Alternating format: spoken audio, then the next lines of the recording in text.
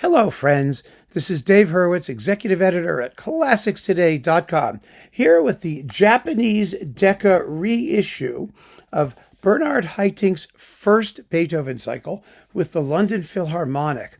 Now, this one has a rather interesting history behind it, I have to say. It really does, because Haitink made 3 Beethoven cycles. I mean, why settle for one when you can do 3?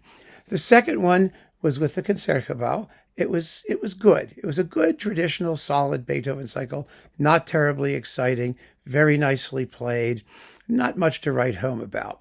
He also did a later one with the London Symphony, which is his best one, hands down. And the reason it's his best one is because it seems that Haitink did not have terribly strong ideas about how Beethoven should go.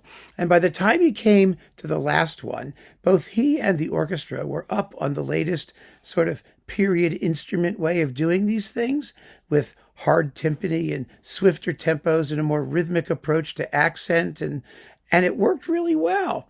And he got credit for the noise the orchestra made. I mean, that's sort of a harsh way of putting it, I understand, but that's really what's going on. Why did this come about, this first one with the London Phil? Well, Haitink had taken over the Concertgebouw, and they didn't think he was ready to do a Beethoven cycle with their illustrious orchestra, and so they had Eugen Joachim do it instead. Now, Joachim was a wonderful Beethoven conductor. His Concertgebouw Beethoven cycle, some people swear by it, others find it to be a little bit undercharacterized.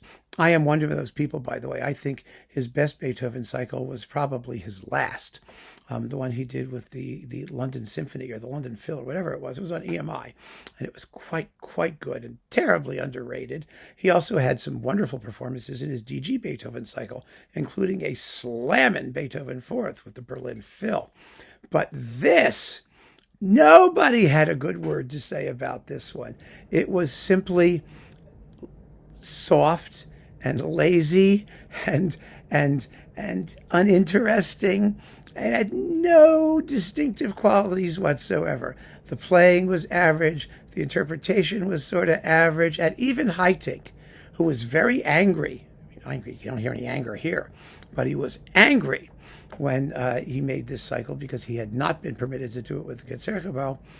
They were right not to let him do it, because this is evidence of someone who simply wasn't ready, and who wasn't really a Beethoven conductor, because Haitink, for all of his talent, and he had a lot, and all of his exceptional gifts with late Romantic music, was not a good conductor of classical period music. There's virtually no Haydn, no Mozart, nothing from that period. And Beethoven, for all of his revolutionary qualities, came out of that style, at least initially. And then later, when he was doing the revolutionary Beethoven, I mean, Haydn wasn't one of those either. He wasn't into the avant-garde. He wasn't one of those rebellious, crazy people who could bring out the revolutionary subtext in many of Beethoven's works. He just wasn't. And so this was a complete flabby disaster from the day it came out. And Haitink, of course, like I said, sort of disowned it later on for good reason. And here it is. So I don't see any particular reason anyone needs this. But one thing I will point out, I mean, I was listening through it again after like 100 years. This is another one of those things you used to be able to get from the International Preview Society, that record club. I mean, the opening of the Eroica, so soggy. The fifth finale, nothing happening. I mean, the seventh, not enough rhythmic abandon. I mean, it just goes on and on and on and on. It's an average night at the symphony. But what's interesting is that we do need a box of Haitink's London Phil recordings more generally, because there are some fabulous ones. There's the Planets, there's Scheherazade. I mean, he did some great stuff with the London Phil on Philips.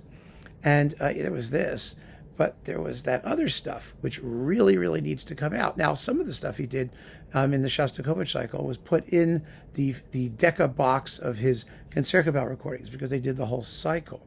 But for things where he was only with the London Phil, there should be something. Unfortunately, if they do a big box, it's going to have these. And we're going to have to just put up with them. That's just the way it goes. So do not rush out. Do not get this. Do not drool because you see it coming as a Japanese import. You don't need it. Life is too short. Even the Haitink thought so. So keep on listening, friends. Thanks for joining me. Take care.